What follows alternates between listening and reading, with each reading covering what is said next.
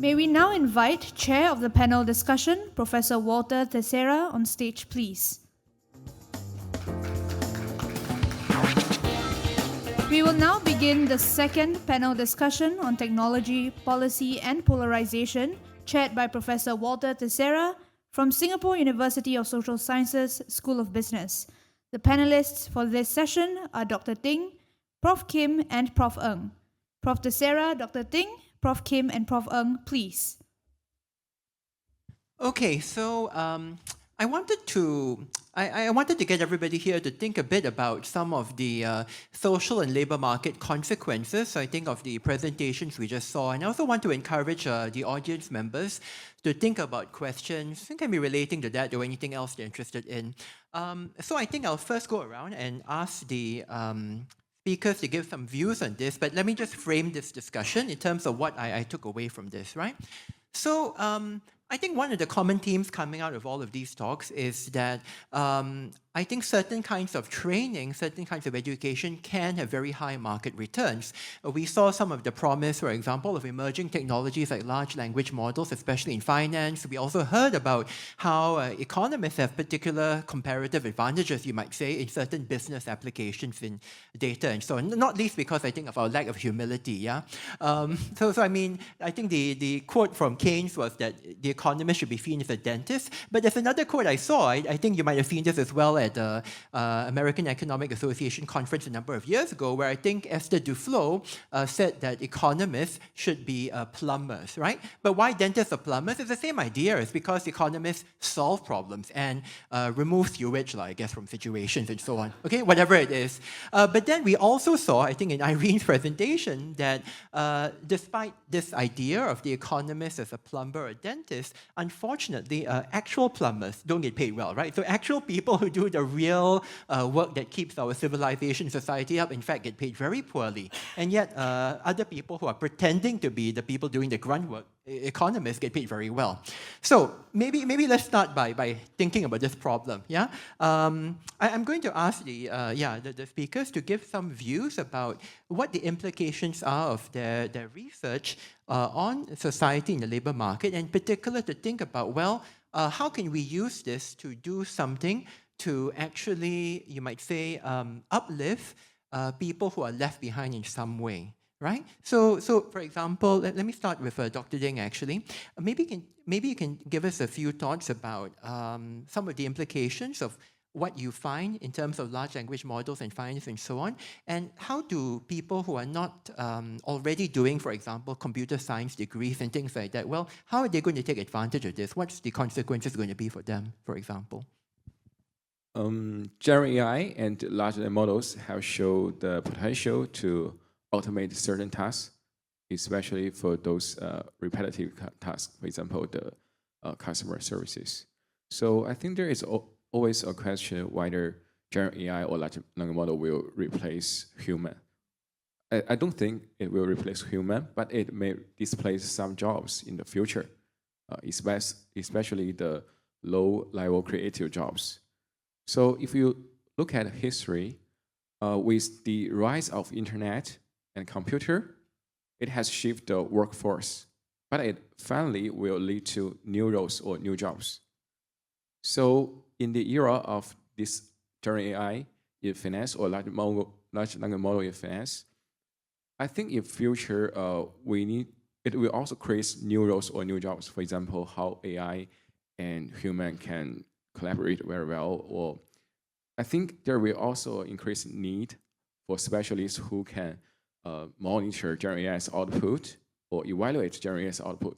For example, suppose you are a financial advisor, you can leverage general AI tools to generate insights, and you can offer these insights to your customers, this personalized insights to your customer. But before you do it, you need to think about you should be accountable for what you recommend, right? So therefore, the financial advisor should be trained to understand and evaluate general AI models' output. Yeah. Okay, thank you. So Dr. Kim, maybe I could ask you to say a few words about what do you think could be done for those existing graduates who maybe they got their training a couple of years before the current boom in tech and so on, applications thereof. Actually, how do we actually upskill them, or how do we extend some of the benefits of this to people who maybe didn't even have economics training or something like that? I have actually excellent answer to that question. Just a little bit of sales pitch. SMU is launching a new master's program, presumably in data science. So if you want to take advantage, if you think that you are already behind, then please join our new master program. My big boss, Jia there, has spent so much time preparing this. So hopefully we are going to launch next year. And a major part of this curriculum is tech economics and other data science course. So jokes aside, I think, we should really, as a university, we should really expand our professional master program so that we can provide continuing education to those who feel that they are already behind.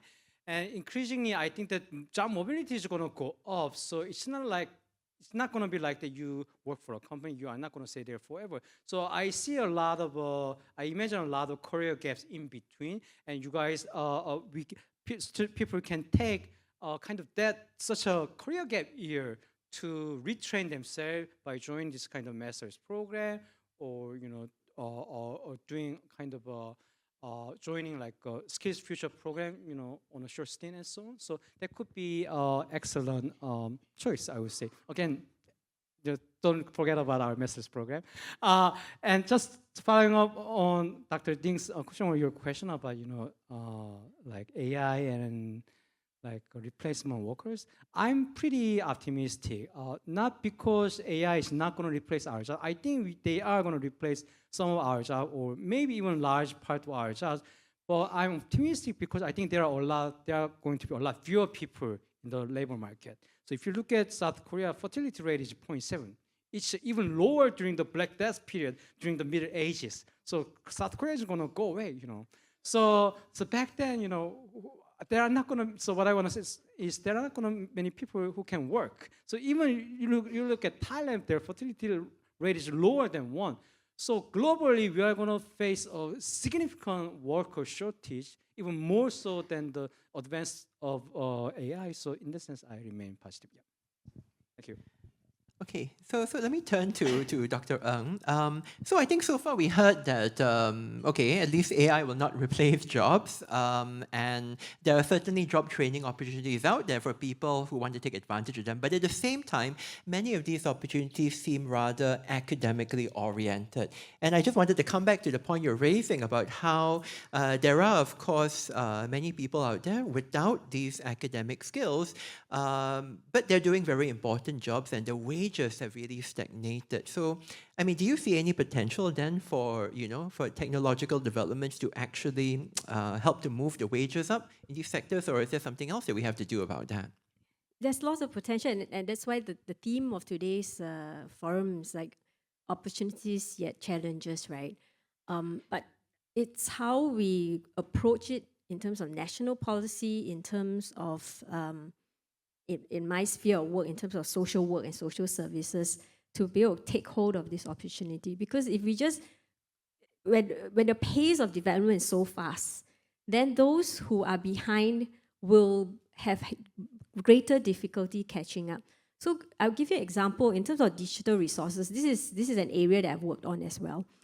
And in this current survey with young people, we have also built in questions on technology. How much do they know about it? How much do they think they'll be displaced?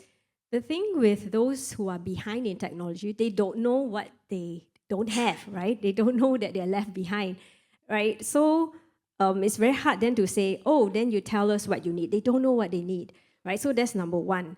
Number two then is, even if they know that they're behind, there's so much fear to try and access, right? And then even if they try, because they have so much more barriers, and we tend to go about it in terms of means testing for digital resources or charitable donations, and some of them might not be so behind that they meet the criteria, right? And then there are conditions imposed on them. So there's so many layers to peel in order to help them to be able to access the technology to then get into some of these tech-related kind of jobs. But if we can transform these jobs with technology. They can potentially be paid a lot more if they're able to access those technologies. Okay, thank you. So I thought maybe we can open this up to the floor to make sure that people have a chance to ask the presenters any questions about the topics they were talking about, or just in general about things that, relating to this intersection of technology, labor markets, and so on. Yes, hello. Hi, over here. Oh, yeah. Right. Okay, yeah. So I'm struck by the notion of fairness in the context of an AI operated society, right? And an example would be if I go in and apply for a loan, right? Let's say I don't get that loan, that's quite a high impact thing, right? That could put me in a completely different trajectory, right? But if an AI tool makes that decision that I'm not eligible for this loan, right? What kind of explanation do I have a right to?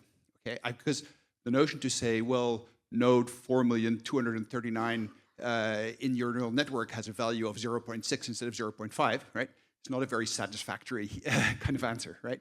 So I'd be interested in the panel's opinion as to, in an environment where AI makes important decisions, right?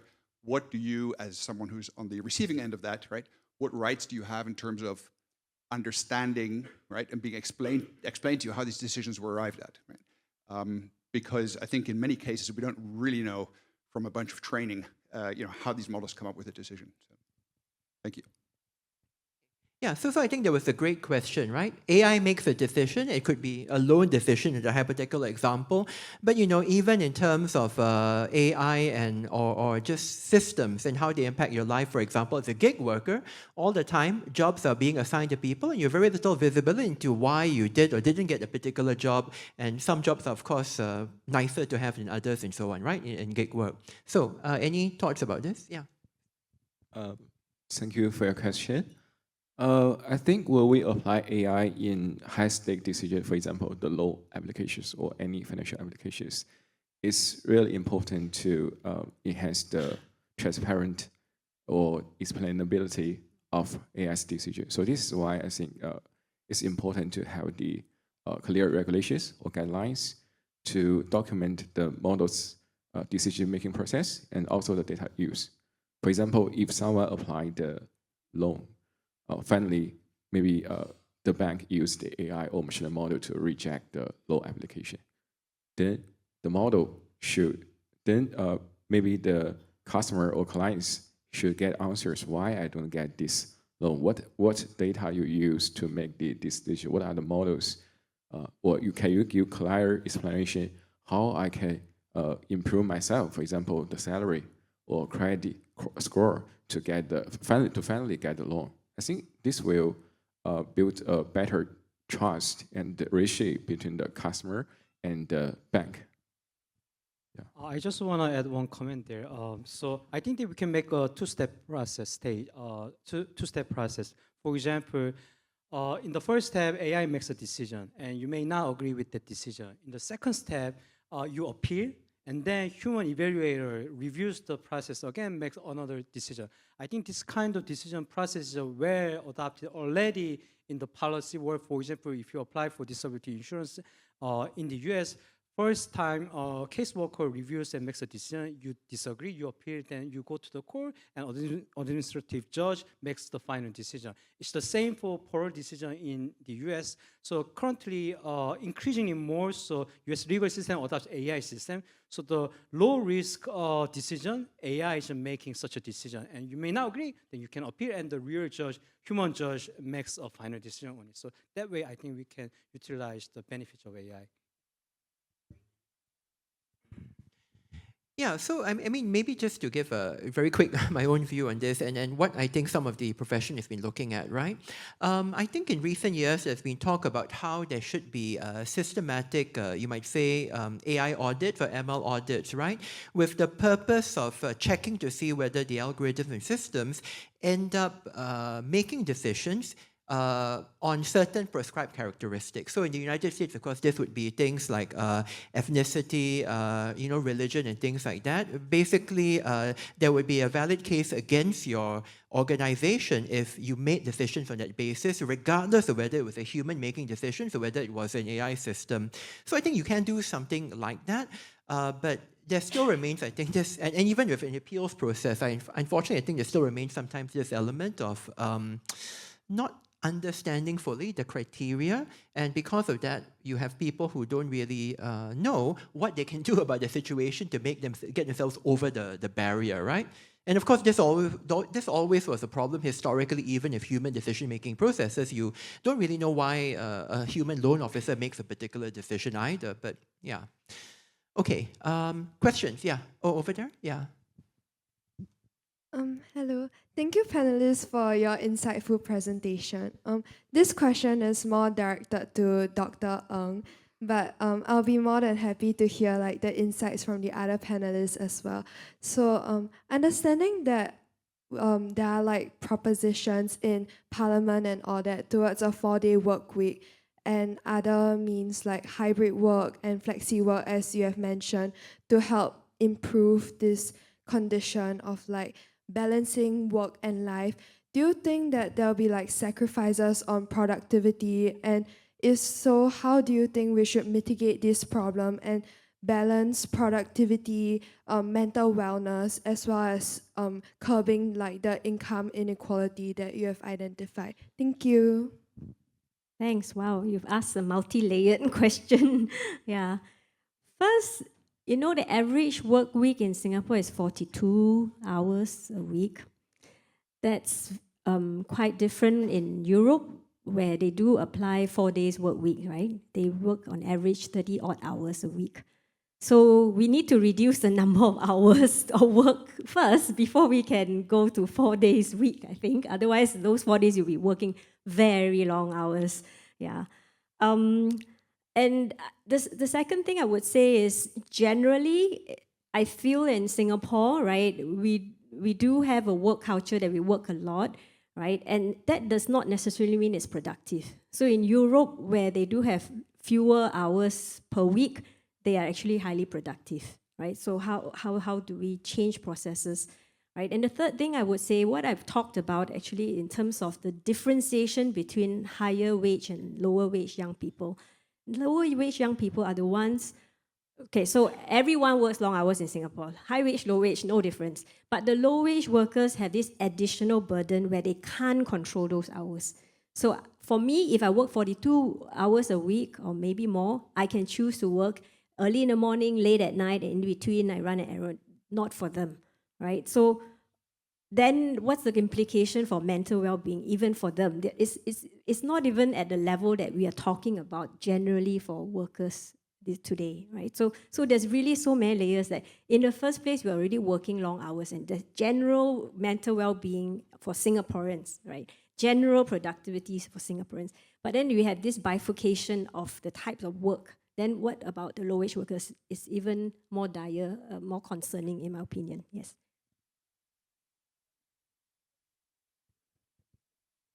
I think that's a very interesting question, and also Dr.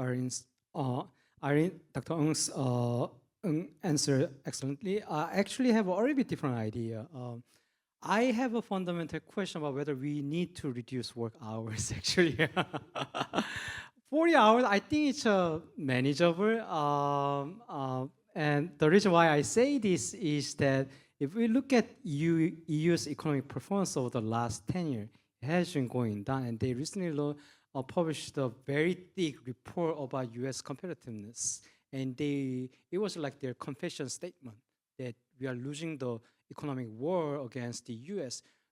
Like you go back 10 years, GDP of EU and US approximately similar.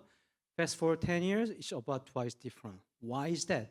I think it's partially related to just kind of a, I don't know whether it's the right way to say politically, but laid-back lifestyle. So Lee Kuan Yew, I really respect him. He once said that there are two types of economic system. One is like Singapore, the other is like European system. he wanted to design Singapore economic system that can attract high top talents, highly productive workers. And he mentioned back then, again, he was never politically correct, right? He was very blunt, and he kind of described European system as a failure because it has an economic incentive to attract low quality workers because it's easier to work, laid back lifestyle, and very generous support system. And we are already different from that. So as a result, Singapore, we have been thriving over the last 20, 30 years, and still, today's news says that our GDP grew by 4.1% year on year. It's amazing if you think about our per capita GDP. So in that sense, I just, I think we should be focused, we should pay attention to mental health and those aspects for sure, but also we shouldn't just, focus on whether lower working hour is good or, whether we should implement 4 days a week and so on right away. I think so what I want to say is that we need to do a careful evaluation study about what is best for our country in the longer term sense. Yeah, that's what I want to say. I think when AI becomes smarter and robotics becomes smarter, maybe they can help us to reduce the work hours. I hope so too as well. Questions? Okay, we definitely have time for a couple more questions from the audience before we close. Any other questions? No? Yeah. Okay. If there are no questions, I will just take then maybe a moment to start wrapping up. So, okay, over there, I do see some hands raised. Yeah. So, yeah. Thank you, panelists, for your insightful sharing. My question is for Dr. Kim, but would be happy to hear from the rest as well. So as teachers, we always have students who are very anxious about their futures, and they're all constantly worried about the kind of courses they should take in university so that they remain relevant for future jobs. So like Dr. Kim mentioned that there is an evolving job prospect and there's a growing demand for tech economists. So I was wondering that if you have any suggestion like for our students, like should they actually pursue a pure economics degree or should they do a double degree or any other suggestions that you might have for them? Thank you. I'm also worried whether ChatGPT is going to replace my job or paper writing skills. But I don't really have a good answer to whether economics degree or double degree is better one way or the other way around. I think what is important is whether students have skills.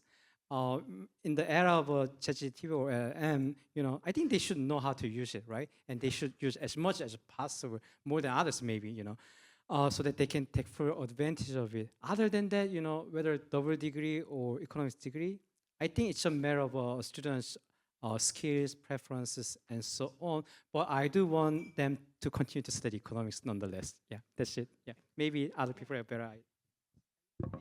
Yeah, I'd like to add by sharing my own personal journey. So when I was an undergraduate, I took money and banking, financial economics, because I was an economics undergraduate, right? These are the sectors that will earn more. At the same time, I was volunteering among low-income young people. So on weekends, I was running around catching spiders, playing basketball and all that.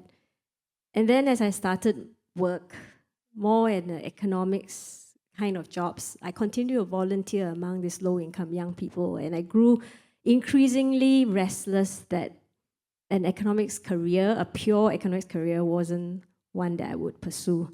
Then I went to do my PhD in social economics, and this is where I found my calling and my true passion. So I don't feel like I want to encourage students to just continue economics, but to apply the economics to real-world problems and see where they can contribute. Yep, thanks.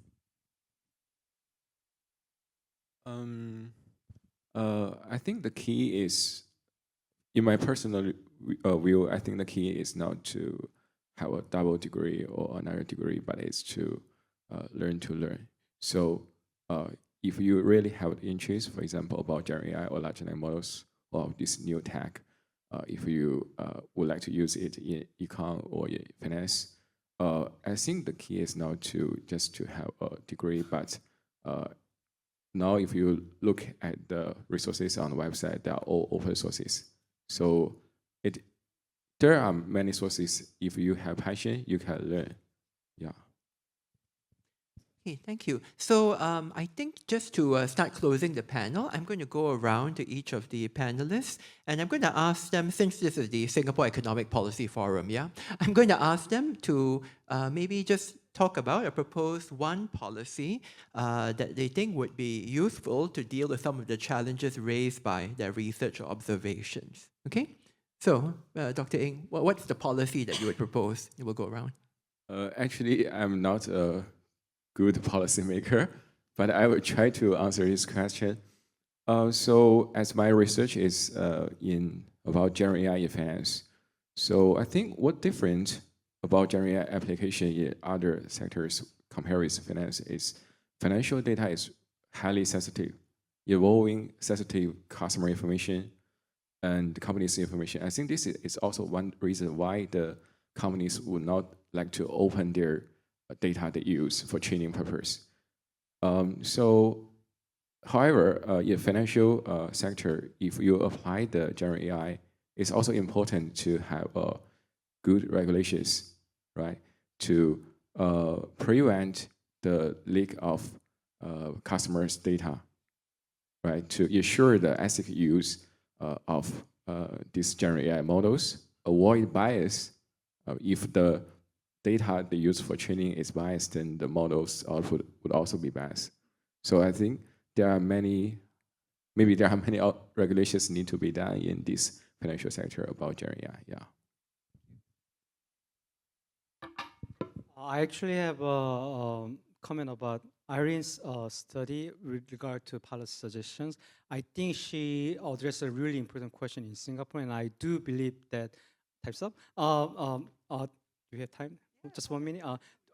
I do believe that training is really important. So let me just cite a recently published paper in Journal of Labor Economics from Norway. So Norwegian researchers look at admin data, and they found something very interesting. To me, it was very interesting. So we think of unemployment or job displacement as a bad thing. It is. And so that's the reason why government provides unemployment insurance and so on.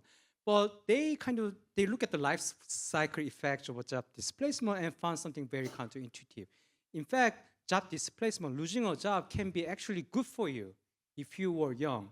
So when they look at, when they track a young worker who lost their job and 30 years after that, they actually found that they are earning now more money than those who never lost a job. Because if you are low-educated young worker who lost a job, after getting displaced, you pursue a higher education. That you get trained more, and then you find a better job. It doesn't mean that we should fire those young workers, low skills, but it shows the importance of job training or further training young workers, especially with low skills. So I think that we should invest more in that area. And the government just announced that they are going to launch a jobs.